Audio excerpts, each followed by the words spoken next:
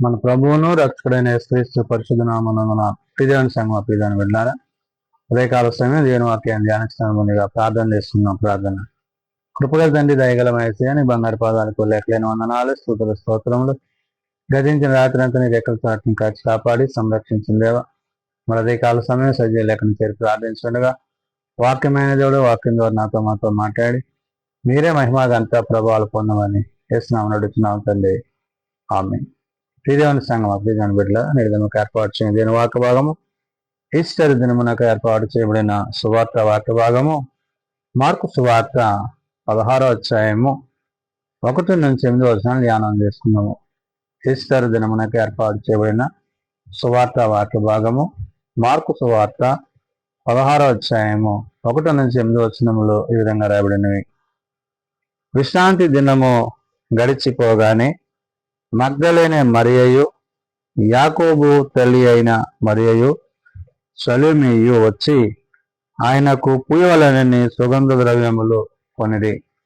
ప్రియదేవుని సంగమా ప్రియదేవుని బిడ్డలారా, యేసుక్రీస్తు ప్రభువారు పునరుత్థానుడైన తరువాత ప్రభువు అనేక సందర్భాల్లో ఆయన మరణమును గురించి, ఆయన మరణించి తిరిగి 3వ దినాన తిరిగి లేచుటను గురించి మరి శిష్యులతో, సంఘముతో, విశ్వాసులతో ఆయన చెప్పిన మాటలను గుర్తు ఎరిగిన ప్రియ తల్లులు అనగా మరి మగ్దలేని మరియయు యాకోబు తల్లి అయిన మరియయు సలోమియు మరి ప్రభువుకి సుగంధ ద్రవ్యాలు పూయాలని వారు సమాధి వద్దకి ఉదయకాల సమయాన రావడం జరిగింది.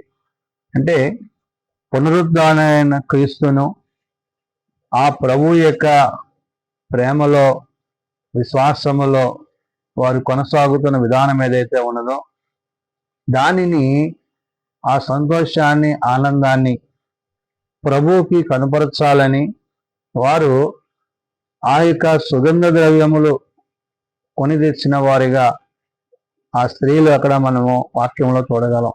కాబట్టి పరిశుద్ధాత్మ దేవుడు మార్కు ద్వారా రాయించిన మాటల్లో విశ్రాంతి దినము గడిచిపోగానే మగ్దలేని మరియయు యాకోబు తల్లి అయిన మరియయు సలోమియు వచ్చి ఆయనకు పూయవలనే సుగద్రవ్యములు కొనిది అంటున్నారు. యేసుక్రీస్తు ప్రభువాన్ని మరి అలంకరించాలని, అభిషేకించాలని వారి హృదయాల్లో తలంపు కలిగి ఉన్నారు. వారు ఆదివారమున పెందలకడ లేచి బయలుదేరి సూర్యోదయమైనప్పుడు సమాధి యొద్దకు వచ్చుచుండగా వారు ఉదయాన్నే లేచి ఆదివారం దినాన్ని పెందలకడ లేచి వారు సమాధి దగ్గరికి వస్తున్న సందర్భంలో సమాధి ద్వారమున నుండి మన కొరకు ఆ రాయి ఎవడు పొర్లించునని ఒకరితో ఒకరు చెప్పుకొనిచుండిరి. మార్గములో మరి స్త్రీలిద్దరూ మాట్లాడుకుంటున్న మాట ఏంటంటే, ఇంత ఉదయకాల సమయమున వేకుజామున వాళ్ళు వెళ్తున్నప్పుడు వారికి ఒక ఆలోచన కలిగింది. ఏంటి, అంత పెద్ద రాయి అక్కడ సమాధికి పెట్టుంది కదా, ఇప్పుడు ఆ సమాధికి పెట్టబడిన రాయి ఎవరు మన కోసం దానిని తీస్తారు, దొర్లిస్తారు అనే మాట వాళ్ళు ఆలోచన కలిగి ఉన్నారు. అంటే ప్రభువు హృదయ అంతరంగా కలిగిన దేవుడు. ఆయన యందు విశ్వాసం ఉంచేవారు, ఆయన యందు నమ్మిక ఉంచేవారు, వారు ఏదైతే తమ హృదయాలలో ఆలోచన కలిగి ఉంటారో దాని పట్ల ఆయన తన కార్యాన్ని జరిగించును.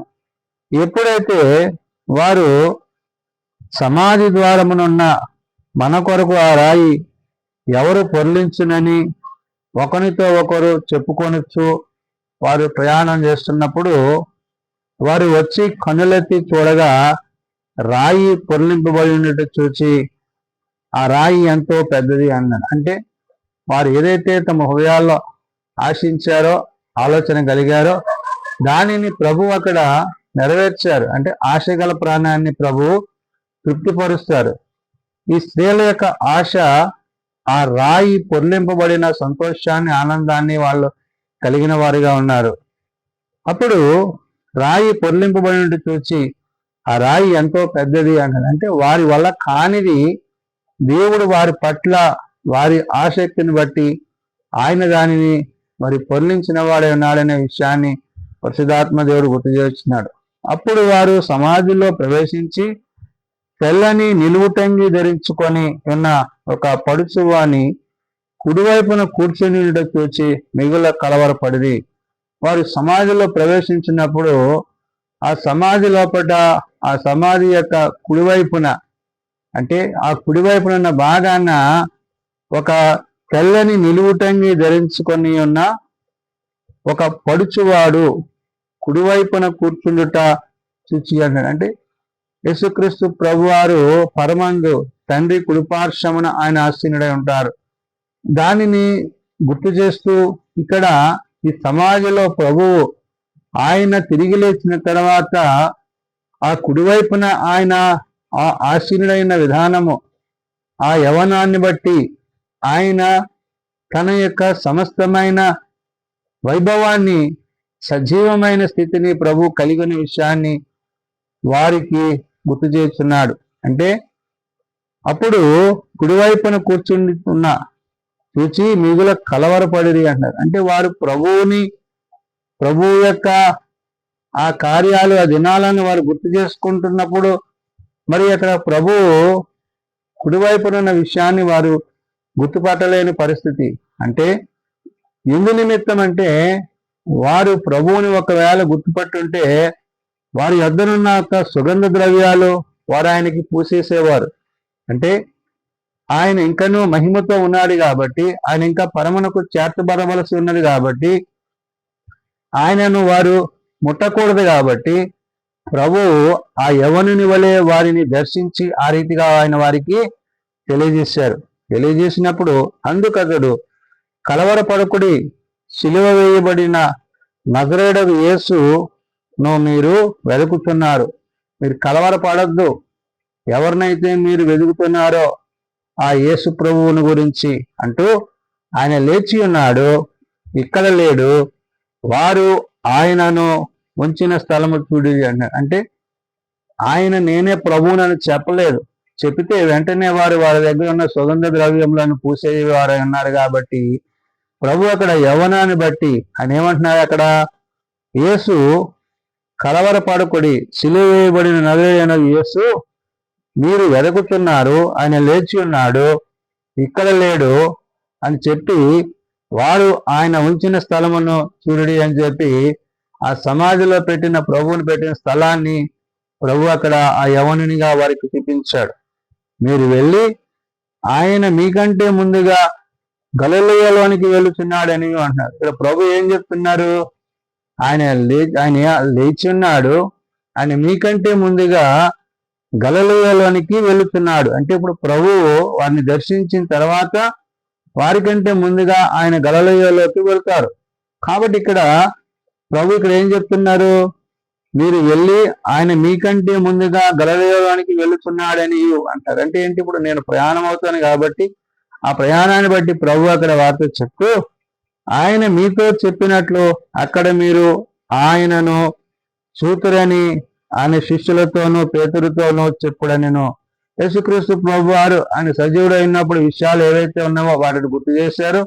రెండోది, సమాధిలో యవనునిగా ఉన్న ప్రభు కూడా మీరు ఆయన అక్కడ చూస్తారు, వెళ్ళి విషయాలను మరి శిష్యులకి పేతురికి చెప్పండి అంటున్నారు. అంటే ఏంటి, ఆయన సజీవుడై ఉన్నాడు, సజీవుల దేవుడై ఉన్నాడు, మరణాన్ని గెలిచిన విషయాన్ని మరి ప్రభు అక్కడ ఆ స్త్రీలకు తెలియజేసినప్పుడు వారు బయటకు వచ్చి విస్మయము నుండి వనకొచ్చు సమాధి వద్ద నుండి పారిపోయి వారు భయపడినందున ఎవరితో ఏమీ చెప్పలేదు. మరి ఆ స్త్రీలు ఎంతో ధైర్యంగా, సంతోషంగా, ఆనందంగా మరి ఆ సుగంధ ద్రవ్యాలు తీసుకుని వచ్చినప్పటికీ మరి అక్కడ ఉన్న పరిస్థితుల్లో మరి ప్రభువుని చూచి వారు ప్రభు యొక్క మాటలను బట్టి వారు ఆ సుగంధ ద్రవ్యములు పీయక, అంటే ఆయన వారిని ముట్టకూడదు కాబట్టి వారు ఆయనను దర్శించిన విధానములో వారి యొక్క ఆశను, వారి యొక్క ఆలోచనను, వారి యొక్క హృదయవాంఛలను ఎదిగిన దేవుడు ఆ రాయిని పొర్లించి ఆయన దర్శించి వారిని ధైర్యపరిచి ముందుకు నడిపించారు.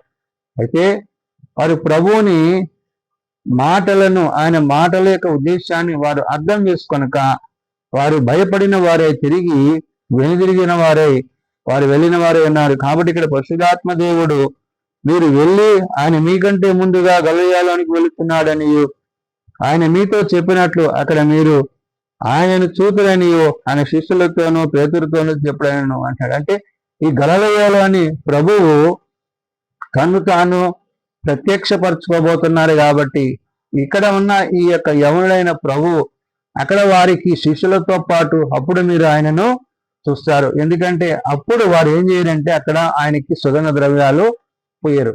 ఎప్పుడైతే వారు ఏ ఉద్దేశంతో అయితే వచ్చారో ఆ ఉద్దేశాన్ని వారు నెరవేరుస్తారు. కాబట్టి ప్రభు అక్కడ నేనే ప్రభువుని అని చెప్పక వారిని ధైర్యపరిచి ముందుకు నడిపించి వారి విశ్వాసాన్ని పదిలపరిచి వారి విషయము అంటే వారిని ఏమాత్రము నిరాశపరచక ప్రభు శిష్యుల యొద్దకు వారిని పంపించి విషయాన్ని చెప్పమని అక్కడ వారిని దర్శించడానికి ఆయన ఉన్నాడనే విషయాన్ని పరిశుద్ధాత్మ దేవుడు భక్తుడైన మార్కు ద్వారా తెలియజేశాడు. కాబట్టి వారు బయటకు వచ్చి విస్మయమునంది వణకుతూ సమాధి యొద్ద నుండి పారిపోయిరి. వారు భయపడినందున ఎవరితో ఏమీ చెప్పలేదు. ప్రియదేవుని బిడలారా, ప్రియదేవుని సంగమ, ఆనాడు మరి ఆ స్త్రీలు తమకు కలిగిన ఆనందాన్ని సంతోషాన్ని తమ హృదయాలను భద్రపరుచుకున్నారు, కానీ ఇతరులకు చెప్పలేని స్థితిలో వారు భయం కలిగి ఉన్నారు. కానీ నేడు ఆయన లేచున్నాడనే విషయాన్ని మనం ఎరిగి ఉన్నాము. కాబట్టి ఈ 2025 సంవత్సరంలో క్రీస్తు యొక్క పునరుత్థానపు అనుభవాలను, ఆయన మరణించి తిరిగి లేచిన ఆ యొక్క ఉద్దేశాలను, ఆయన తిరిగి రాబోతున్న ఉద్దేశాలను మనం గుర్తెరిగిన వారమై ప్రభు వచ్చినప్పుడు వాని పని చొప్పున వానికి ప్రతిఫలం ఇచ్చింది. కాబట్టి ఎవరైతే ఆయన ఎందుకు విశ్వాసం ఉంచుతారో, ఎవరైతే ఆయన ఎందుకు నమ్మిక ఉంచుతారో, ఎవరైతే ఆయన లేఖనానుసారంగా జీవించేవారో అంటారో వారు ఆయనతో ఆయన వారితో సదాకాలము జీవించునని పరిశుద్ధాత్మ దేవుడు భక్తులైన మార్కు ద్వారా తెలియజేసిన మాటలు ప్రార్థన చేసుకుందాం.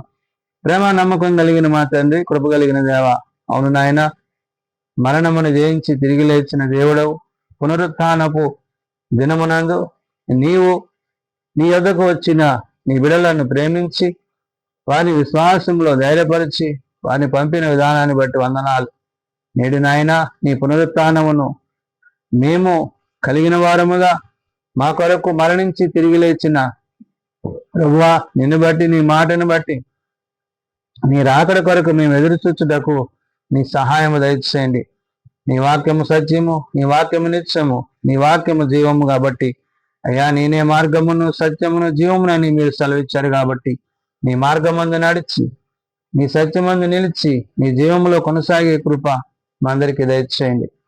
చిన్నబిడ్డలు, యవనులు, పెద్దలు, వృద్ధులు ప్రతివాన్ని దీవించండి. ఏ ఒక్కరూ నశించక అంతకందరూ మారు మనసు కలిగి పాపక్షమాపణ కలిగి నీ నిత్య రాజ్యంలో చెరగలందులో కట్టుకృప దయచేయమని, జీవం కలిగి నీ మాటల చేత జీవింపజేయమని, ఈ ఈస్టర్ దినపు నీ యొక్క పునరుత్థానపు ఆశీర్వాదాలు, దీవెనలు యావత్ సార్వత్రిక సంఘం అంతటికి అనుగ్రహించమని యేసునామం నడుచున్నాం తండ్రి, ఆమేన్. పరలోకమందున మా తండ్రి, నీ నామం పరిశుద్ధపరచుకొనుగాక, నీ రాజ్యం వచ్చుగాక, నీ చిత్తం పరలోకమందు నెరవేర్చినట్లు భూమి మీద నెరవేరుగాక. మానుదిన నేడు మాకు దయచేయండి. అలా అపరాధం చేసిన వారిని మేము క్షమించిన ప్రకారం అపరాధం క్షమించుము. శోధనలో ఏకాదశులను తప్పించుము. రాజ్యము, శక్తి, మహిమ నిరంతరము నీవే అయినవి తండ్రి, ఆమేన్. మన పరమ తండ్రి దేవుని ప్రేమ, ప్రభు అయిన యేసుక్రీస్తు కృప, ఆదరణకర్త అయిన పరిశుద్ధాత్మ సహాయము సదా తోడైండి సంరక్షించును గాక, ఆమేన్.